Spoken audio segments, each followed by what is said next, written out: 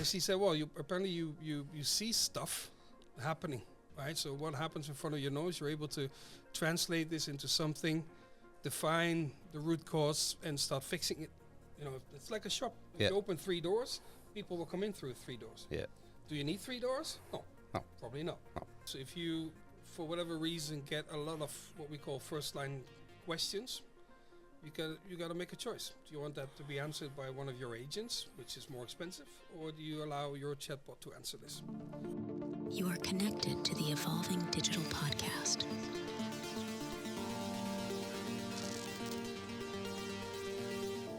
Hi, I'm Adam Butler, and this is Evolving Digital. We're here to pull back the curtains and share the secrets of digital giants and disruptors. We'll be bringing you high-quality, in-depth interviews, and all we ask of you is that you hit that subscribe button so we can keep doing this. Now let's jump into it. Tom, a very big welcome to you in our podcast Evolving Digital. Want to dive right in. So you just got back from Suriname on a business trip. You've been in a new role, more on a sales side this time. I think for the past 15 years, you've been in various roles from business development to customer experience, call centers, customer care. So how did you end up there? Where did you start? Well, I mean, I have to go back to. I started in tourism actually, so very service focused environment, but by coincidence, just happened to, choose an education and chose tourism management. Ended up in tourism. Actually, did end up managing a company there in the Channel Islands, Jersey. From there, I moved back to the Netherlands. Started working in Amsterdam, and also by chance happened to roll into the customer service world as an agent, handling complaints for an internet company at home at the time, which is now Ziggo. Yeah. And within a month, I was responsible for a team. And then after another month, I was responsible for several teams. And then really started to get interested in the logic and the dynamics of managing these kind of environments, and saw it more as a job to get your monthly paycheck, right? So starting to dive into more technology side of it, the process side of it, how to manage these teams, the mechanisms, workforce management of these teams, and try to see it more as more focused on a branch than necessarily the business I was working for then. Okay. I was working with a lady who was interim director of our customer service at that time, and she had a consultancy company. And she saw something in me and gave me a chance to become a consultant. So I started off as a junior consultant and ended up a senior consultant, where I was lucky to visit. What did you see? What did you see, do you think? What was your talent back then? Well, she actually told me, because I asked her, right? So what made you pick me, right? Because at that time I was managing different teams, and I'm sort of successful, but also, facing day-to-day struggles in operations. And she said, well, apparently you see stuff happening, right? So what happens in front of your nose, you're able to translate this into something, define the root cause, and start fixing it. Yeah. And although I don't know how you do it, you fix it. And that's what I need, right? And that's basically the job I had then. You step into a situation, organizational issues, transitions, behavioral issues, performance issues, introduction of new services or anything. Any challenge you can imagine. I've seen quite a lot. I managed quite a lot of teams for nice brands, insurance companies, car companies, oil companies, and it was fairly successful. As a consultant, or also with the companies? Interim managing. Yeah. Sometimes advising, sometimes coaching, sometimes a bit of everything, depending on what happened. Obviously, also commercially driven, right? Sure. Every hour was invoiced, but that was then a huge experience. Yeah. Right? To be able to step into different companies for a couple of months, but also longer periods, and learn from what they were doing. Yeah. And bringing some external views on how they were doing it, and able to change it. Cool. And then I was basically asked by one of our customers if I want to stay with them instead of leaving them, and they had to find somebody to fill my place. They asked me to stay. I stayed for not for too long. Then I was asked to start up a project for Mercedes-Benz. Yeah. It was the department was called Business Excellence. And what Business Excellence was supposed to do was standardize basically every area of customer contact within Daimler worldwide, which was like, okay, That's that's the biggie. huge assignment. Yeah. And that was also the challenge. Okay, how do you approach this, right? How do you approach literally every country in the world Yeah. to find out what they were doing? Yeah. Make an overview, how much money is going on, how many FTEs are involved, what systems are you using, but also which KPIs, what reporting, what definitions do you use? And we were lucky to travel the world. Japan, China, Brazil, US, Africa, Russia, India, you name it, and we were there. And just and all to scope, how customer care and customer From start to excellence. finish, how are you organized? Why are you organized Yeah. like this? How's your operations running? So looking at performance. Have you outsourced it? Are you doing it yourself, or is Yeah. it a combination? Why are you doing this? Do we need to insource? Do we have to centralize? Because some regions were working with 5-6 different partners. For example, Scandinavia was Yeah. working with different partners. We centralized this into working with one partner. We need an external partner in that region because of the setup with general distributors for Mercedes-Benz and one country, Sweden, Denmark, with like a Mercedes-Benz organization. But not necessarily the biggest network in dealers, so not always able to support customers in remote areas. So that we had a partner who had more towing capacity, more contact center capacity, more technical knowledge than maybe how the regions were set up or remote locations were equipped. So it made sense to work with a partner. Mm-hmm. We just decided, instead of working with 4 or 5, let's work with one. Yeah. Centralized contact center operations connected to our center in Maastricht, where all with our systems implemented, our steering basically was the way to follow. We managed that remotely together with them, tried to improve them, and started benchmarking the internal organization with those partners as well. Yeah. And we did this in 52 countries.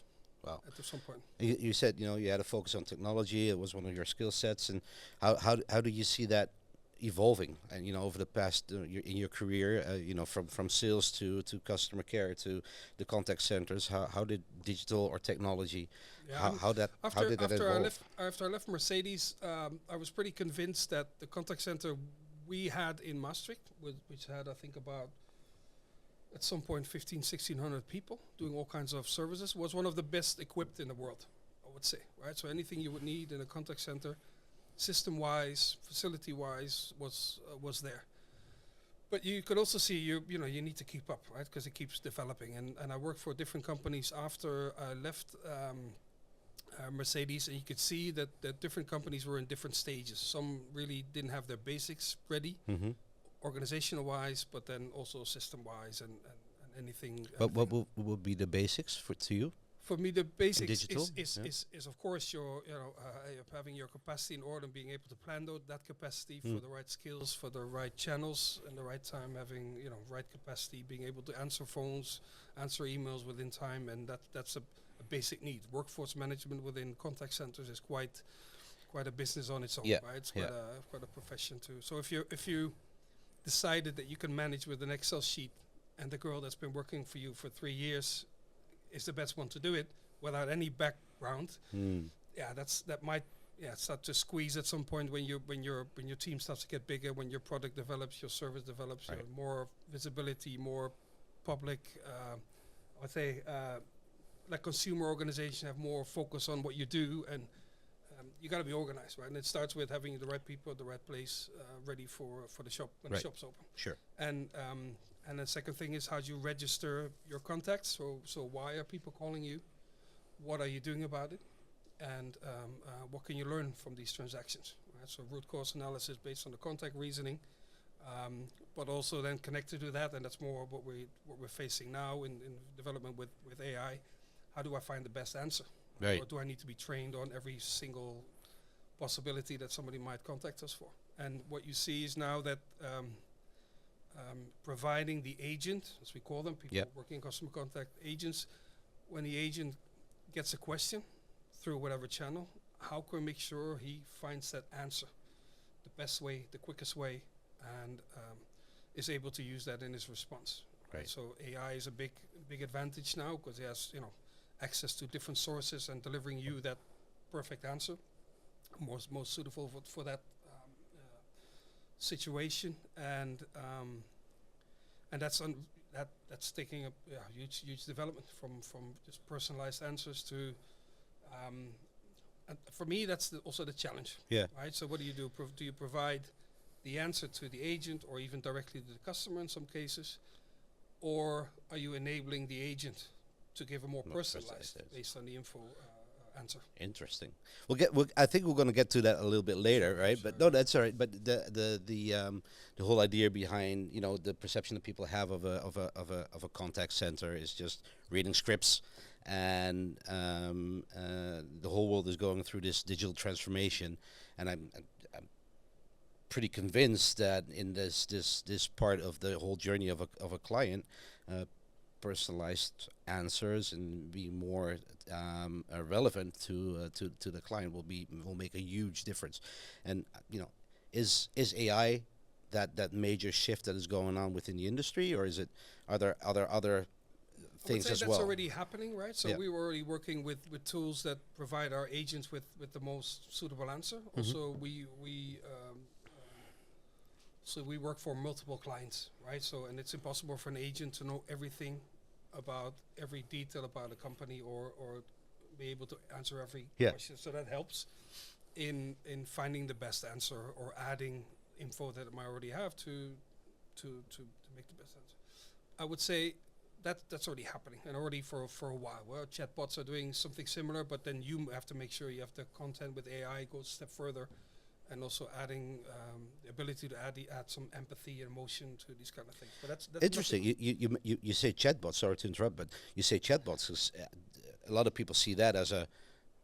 Well, I'm not sure if it's a lot of people, but I know a lot of companies are employing or deploying chatbots to at least take out that first line before people get to talk to somebody else, right? To a person, either be it a direct employee or a call center or a contact center.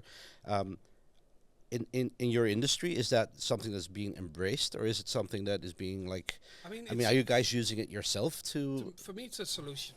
Yeah. Right? And the solution to a challenge or a problem. Yeah. Right. So if you, for whatever reason, get a lot of what we call first line questions, you got to make a choice. Do you want that to be answered by one of your agents, which is more expensive, or do you allow your chatbot to answer this?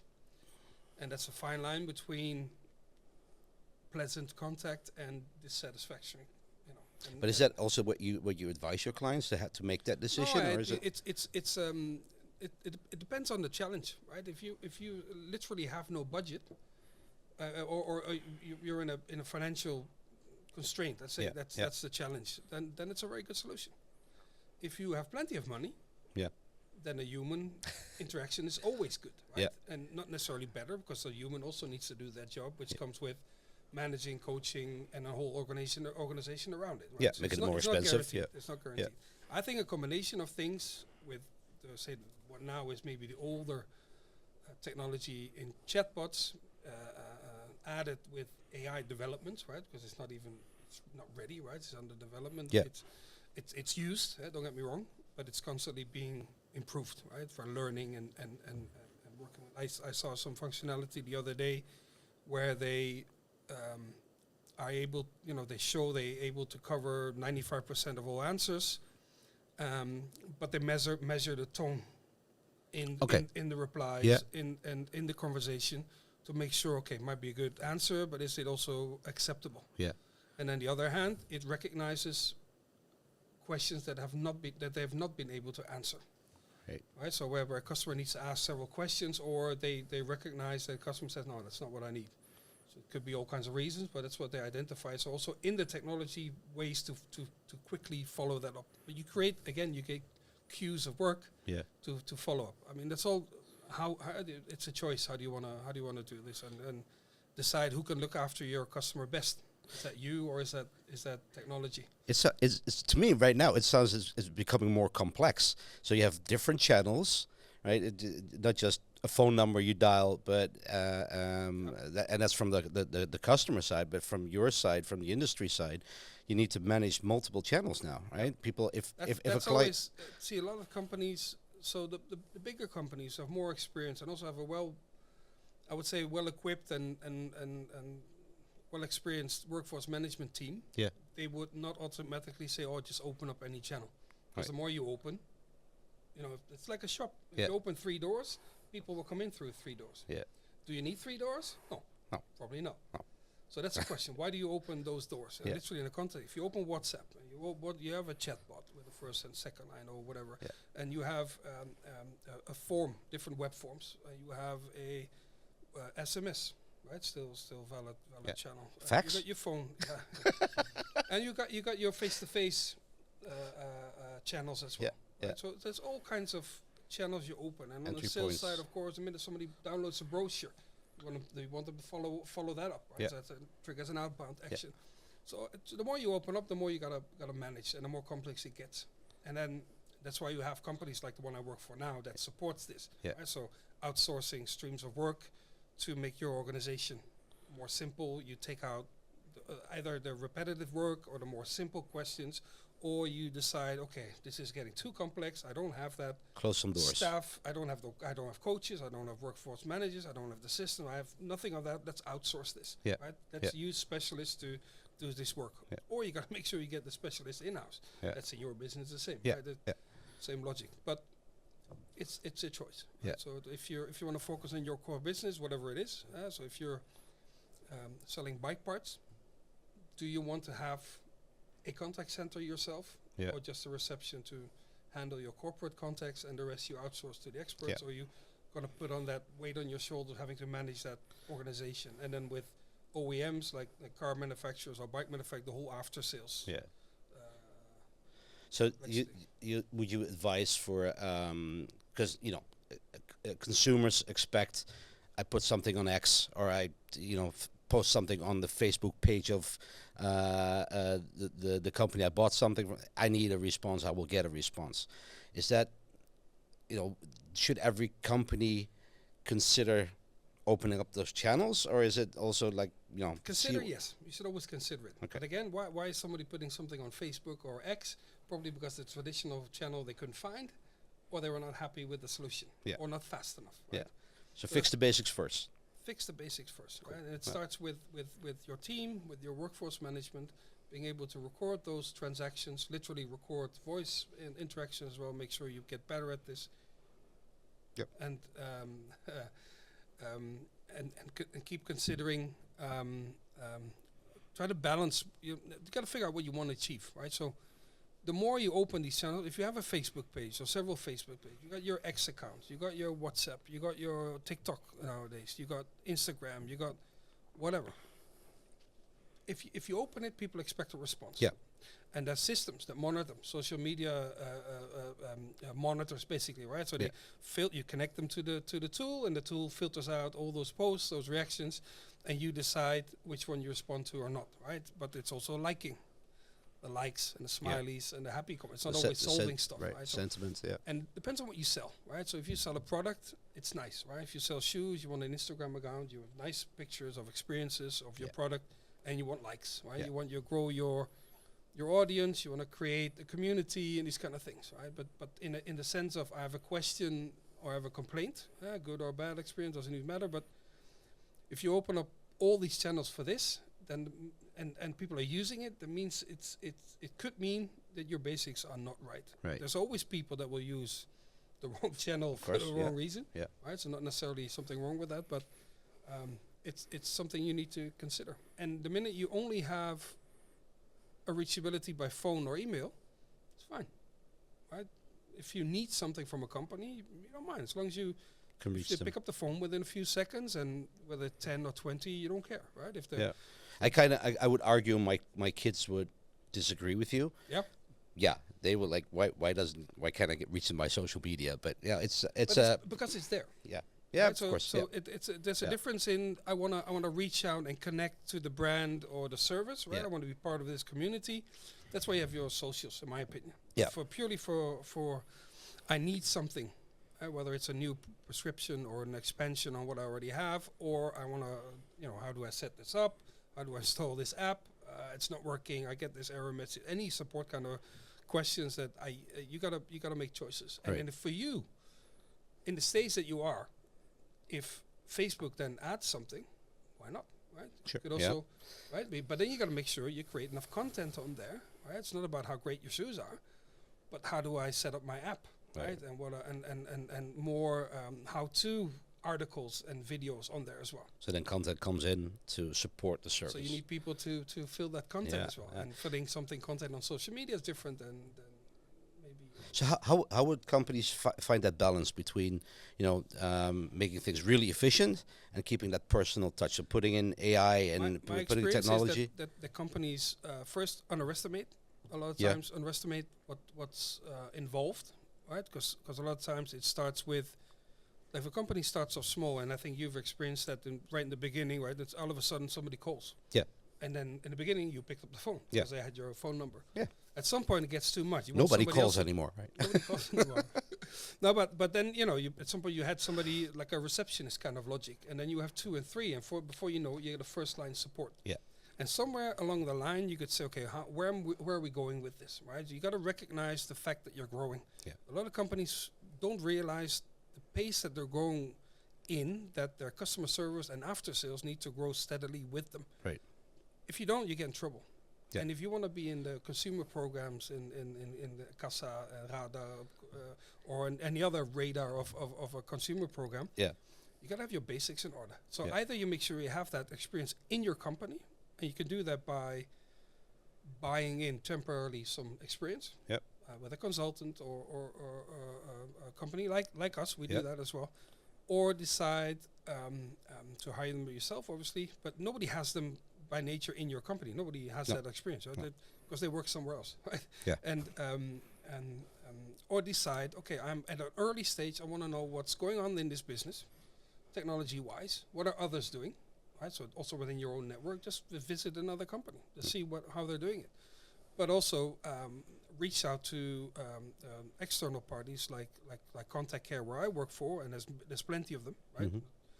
Not just to say that we're the only ones that do that, but to explore the possibilities, right? So do you have to do everything yourself, right? Make sure you get supported. That could be with capacity, Yep. with trained agents that know how to deal with stuff, or team leads, managers, or specialists on workforce management, or they can either advise you and start building up towards the further development, or continue to support you. So what I see happening is the companies buy tools, right? So they go on this digital transformation path, and they also want to digitize and streamline their inflow of tech support or stuff like that. Yep. So they buy tools, they buy service desks, and they train people to do that. Is that the right order, or should you just first? I don't know if that's part of the basics, if that's a requirement, having So having a good tool selection is always because there's lots of tools, right? So Yeah. there's a lot of tools available in the market. There's a few that stand out where a lot of companies make use of. Yeah. Difficult sometimes to choose what kind of package you need. You need basic or way extended, but whatever choice you make, also do with your budget a little bit, the size of your organization, and if you've already decided what kind of channels you want, can that tool offer that? Basically, tool selection is. So even if it's a bad tool selection, a lot of times it's not even the tool that is the problem. It's not using full functionality of tools Mm-hmm. and not setting it up properly. Yeah. And also there's a lot of companies that support in setting these things up. Right. And most of the time, and I was one of them, think you can do it yourself. Right. So I We always do supported that. quite some implementation of Zendesk is quite a Sure, quite a yeah. well-known tool, and I'd worked with it before, and it seemed completely easy to do it myself. And I started, and I failed miserably. And then I decided, okay, I need help. Right, it's the same logic. Then Yeah. you need to call in the Yeah. experts, and Yeah. they help you. And there's parties that are very good at that. I'm well connected to one of these parties, and they still support us Yeah. in these kind of implementations, and make sure that you actually get what you wanted to get, Yeah. right? Get out of it what you want to get, Yeah. that it's user friendly, but also on the front side, right? So a lot of times, in this case with Zendesk, you can, your knowledge base can be in your front, in one of your pages on your website, fully customized to Yeah. your brand, everything. but making sure it works, that the customer gets out of it what they need, you get the contact that you want, and the contact that you don't want gets out of, caught by this chatbot functionality or knowledge base logic. So anything self-service connected, you want to make sure a customer finds them themselves. Yeah. You learn from that, because what they search for, why didn't they find it before, or That's interesting. I mean, do you think people learn from it? Is there Customers? yeah, well, but companies that deploy these types of processes and tooling, are they Depends- actually depends actively on the looking back on? depends on the attention that customer service gets, and some companies are very good right from the beginning. They recognize this and they give it full attention. They put it in the good part of let's say organization wise, put in the right spot in the organization. People part of the either a board of directors or a management team at least, right? So it actually has a seat at the table. Yeah. Take it seriously, and not only act when you get in trouble. Right. Lots of companies also still do that, right? Gets in a bad light, and then suddenly it's all important, and we gotta fix it. Yeah. So in the digital transformation kind of roadmap, fix your basics first. Yeah, that's the base for everything. To make get that help, right choice and get help. and get help. Yeah. Yeah. Don't try to do everything yourself. It's such a And don't start buying tooling and just because it's there. Because I mean, if you could easily find things on the internet, right? And that's a lot of people start doing. Yeah. Okay, let's check it out. That's with suppliers. Any supplier you want, you can find them, right? But which is the right one for Yeah. you? And then if you pick one, you got to be able to explain what you need. They will give you what you tell them or ask them, but it might not be what you need. No, true. And then, then depending on the supplier, they need to ask the right questions to make sure you get to the right result. But It's I see you're thinking. I'm thinking results, right? And that's what kind of want to park this topic a bit, but because I'm also thinking traditionally, for me at least, this whole customer care, customer service thing was something post sales, right? It was something that was somewhere in the end. We did all marketing up front, and we do make sure sales gets their leads in, sales closes the deal, and then it's here's the product or here's our service. Oh yeah, by the way, if you have a complaint, go talk. Here's the number. Yeah. How did that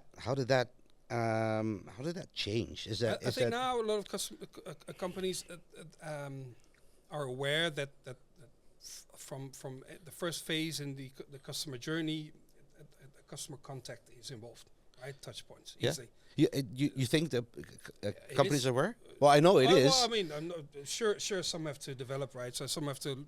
Depends on what kind of company you are and how old you are, right? Because if you started yesterday, you also got to learn, right? Yeah. But from a customer journey, say customer journey mapping, if you're able to do that with even your one man show, right? You sit down and say, okay, what people don't know me, they start to get to know me, they start to get interested, they land on my page or whatever form, even your paper brochure, then what happens? They need to contact you somehow. Yeah. That's physical, online, yeah, that's through channels, and that's a contact center. Do you have like a success story? I don't know about how that. Apart from me? Well, except for apart from you, no. But the idea of taking that whole customer care thing from the back of the sales funnel, moving it up front and talking, inserting it into the customer journey up front. Is there any examples you did where you say, okay, this is where we're kind of in the lead of getting that first? I think companies now are able to do that. I think companies in the past suddenly were surprised with customer journey, right? Because at some point it became a thing, right? Yeah. I remember when I started off in my time in Amsterdam, my first job in customer contact, we never talked about customer journey, right? We talked about the different channels and the problems to solve. Yeah. Right? That's easy. But and then looking back, and of course we had the same, right? We had sales support, we had and then advising about the product, about how to subscribe or how to buy, or then about I ordered something, I'm not getting what I wanted, or it wasn't delivered, practical, all these things. So it was there. It was just never. I would say mapped out like this, right? And visualized like this, and I think that's a great development. And some by nature, by taking customer contact seriously, have been doing okay. Yeah. right? Now you're looking at optimization, right? So what I've been doing, look at companies like KPN, look at a big Achmea, big companies where a lot of people work, where there's a lot of customer interactions. They're still working it out, right? They Yeah. still have teams doing chain management and constantly looking for improvements. It's based on new products and new service and developments in the Sure. market, but also still, in a way, fixing basics. Yeah.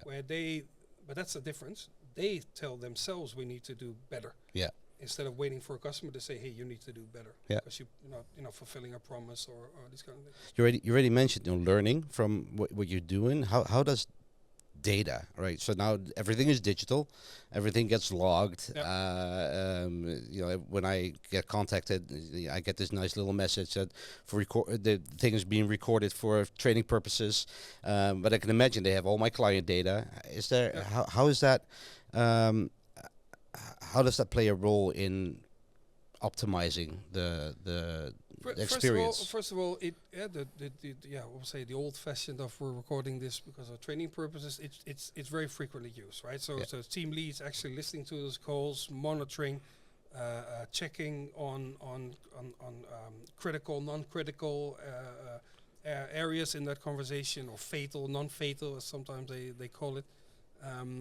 So that's useful, right? Fatal, not fatal. Yeah, no, but fatal in the sense of now you've triggered something. Okay, yeah, Or now yeah. you've lost the customer, or now Yeah. actually a question became a complaint. Actually, I'm sort of messing it up, right? and Screwing you've up. got areas where, okay, this is the way we want you to greet the customer, and you didn't do that properly, Yeah. right? Which is not fatal, right? No. You might not even notice, but that's something that the company wanted. But you could also if you gave wrong advice, that's pretty fatal. Yeah. Or you turn from a very happy customer to an angry customer. Yeah. That's not good. That's right? that. That's And bad. that's where people are coached on. That's one thing. Yeah. So that's why they collect that kind of data. And the other side is to recognize you, to make sure that agents can give you the right answer. So if you want to stay anonymous, you just have to go based on what you say, right? And not always, depending on what you do, right? It's not always enough information received from that customer to give you the best answer. Right? The more info there is, the better they can qualify you, as in what stage you are. Yeah. You can see, did you get something already? Did you have contact? And that's good about the new, not new technology, but the systems that are used. like Profiling. This is a guy who sent already 3 WhatsApps, 4 chat messages, 6 emails, had 5 complaints Yeah. in the last week. Yeah. Now I got this guy on the phone. Yeah.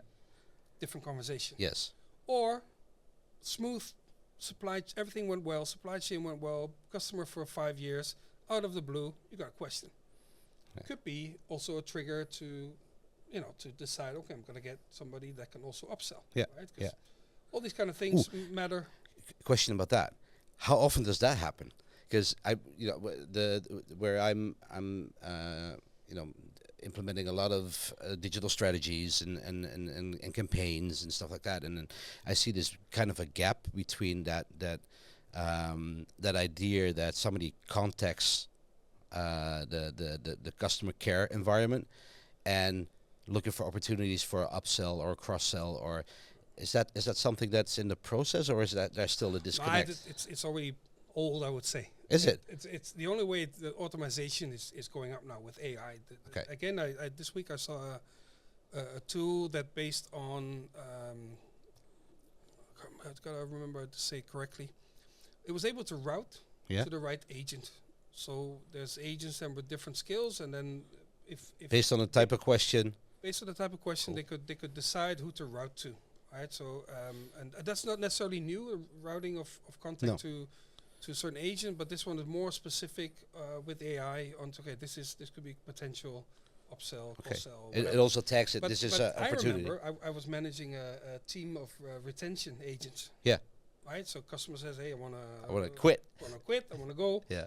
They would directly go to the team, but being transferred. Oh, I'll put you through to my colleague. Colleague would try to convince them, and ability to offer something else to keep them on board. Yeah. So basically, same logic, right? So the smart aspect of that is already in there. Just the automation was not optimal, right, And then right. and then now that it's almost automatic.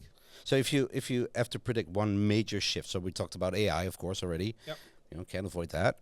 But in the next 3 to 5 years, what would you predict will be like a landslide, like a major shift in the industry?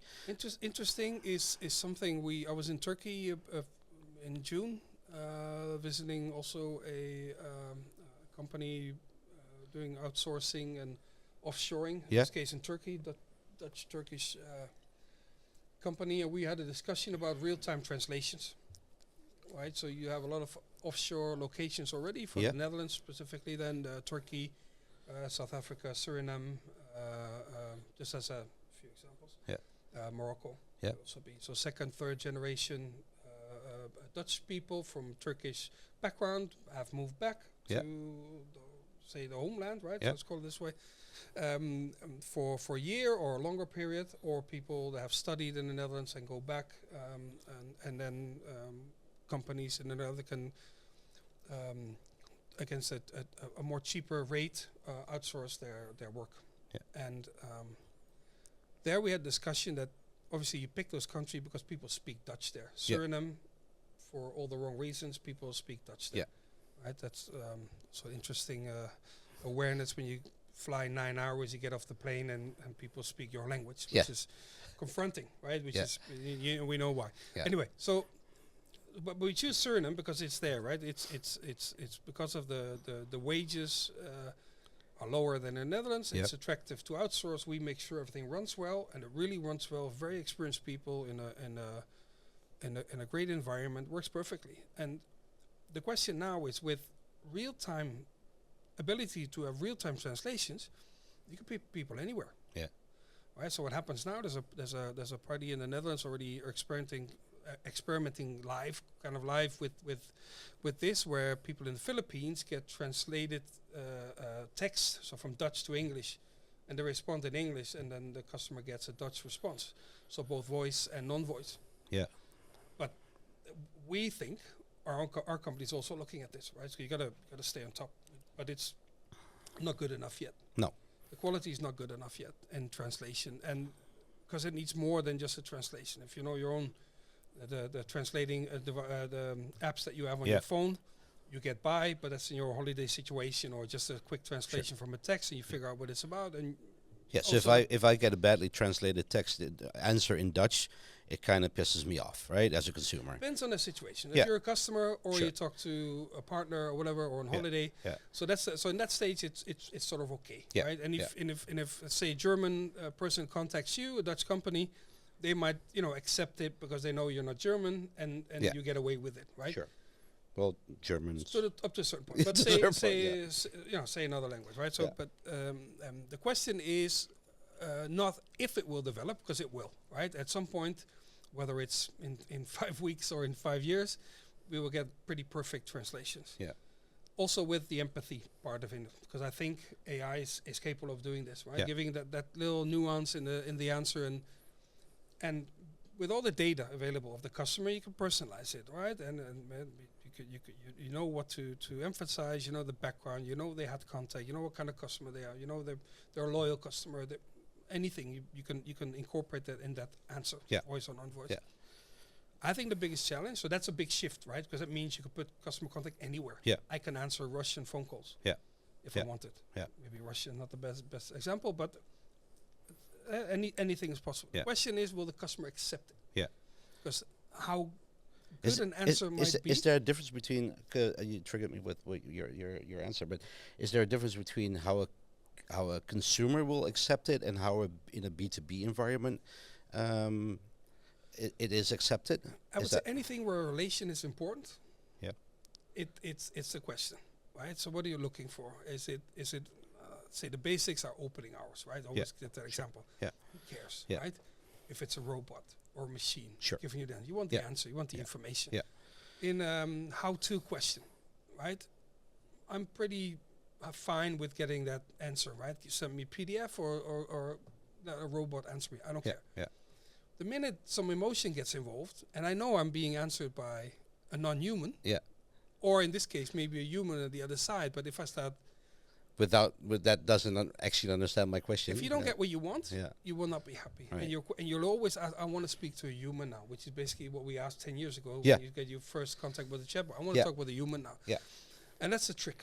Right? So if you manage to combine all these things that we have, from the basics to the specialist and the planning and the systems and the logging and AI, whatever AI can do, I think the human factor will also be important. There'll always be a handover moment to maybe more specialized on complaints, or more specialized on sales, or more Yeah. specialized on whatever, but you'll always need that handover moment. You'll never get rid of that. Right.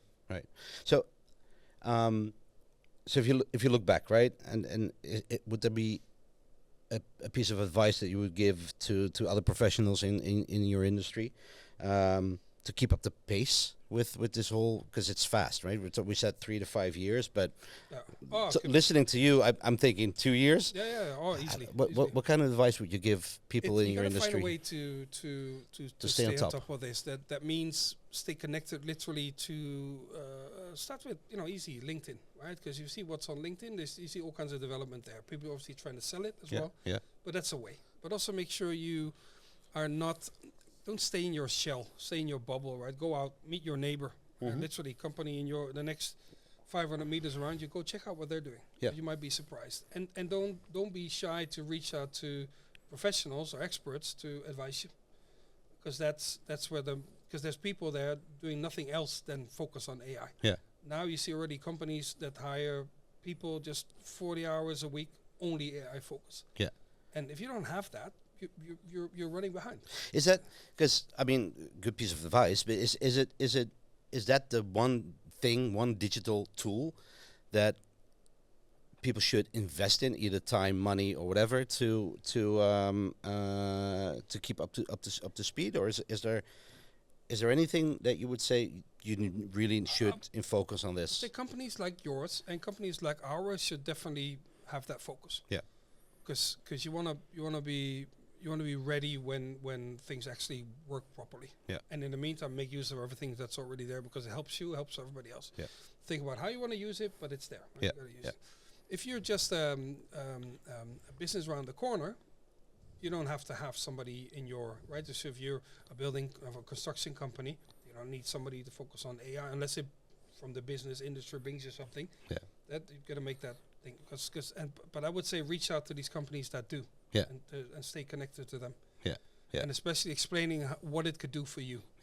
Is there just to close it off? But is there any final thoughts or resources you would like to share that you would think, looking ahead in where the industry is going, this is what I should recommend, except outside of calling you? But is there anything that you would say, check this out? You already said LinkedIn, but is there anything? Oh, it's just an example, right? It's Yeah. just it's an easy, the most accessible platform Yeah. to find any information. Yeah. And then beyond, of course, the internet itself is quite big. Be open for these kind of things. That's the biggest advice, right? Don't think it'll blow over or that's not for you, or in every field and every industry, AI will have a use. Yeah. Right. Yeah. And like I said, if you're just a business around the corner, it might not affect you today, so you're not missing out in the sense of something will completely go wrong, but don't think it'll fly over, right? No. It's biggest thing since I don't know. The internet? Yeah, no, well, maybe that's too much, but Yeah. and say the development of smartphones, right? In general, right? yeah. There's a few companies that underestimated that. Yeah. And lost it. And I think now it's you can always buy from others, right? That's easy. Right? In Yeah. a couple of years, you can buy from others. Sure. That's the question. You Yeah. want to be part of the revolution, or do you want to buy from others? Yeah. you know? Yeah. Cool. All right. Well, thanks. I have one final. We have all our guests. They're allowed to ask one question to our next guest, and Okay. we got a question for you. So, in 2 to 3 years, what part of your organization, the company you work for right now, will be fully driven by AI? Knowledge management for sure. Yeah. That's already now. It's dominated already, right? Because technology's always been focused on easily retrieving data we logged in articles and instruction manuals and whatever you can think of, but it was easy to find. Now it's just delivered on a plate. That's the biggest thing. Yeah. help agent, help customers directly with the best possible answer. And it'll help your clients grow, right? And in any way, right? So it's efficient. It makes sure your first call resolution, first contact resolution is optimal. Yeah. With all the challenges, right, to keep optimizing it, but that will make a huge difference. Cool. All right. Tom, a big thank you. You're welcome. Sharing your insights and knowledge about the customer service, customer experience, how digital is changing that world. Looking forward to pick up one of these topics again in the future. But for now, Come again. thank you very much. Thank you too. All right, thanks. Stay connected to the Evolving Digital Podcast. See you next time.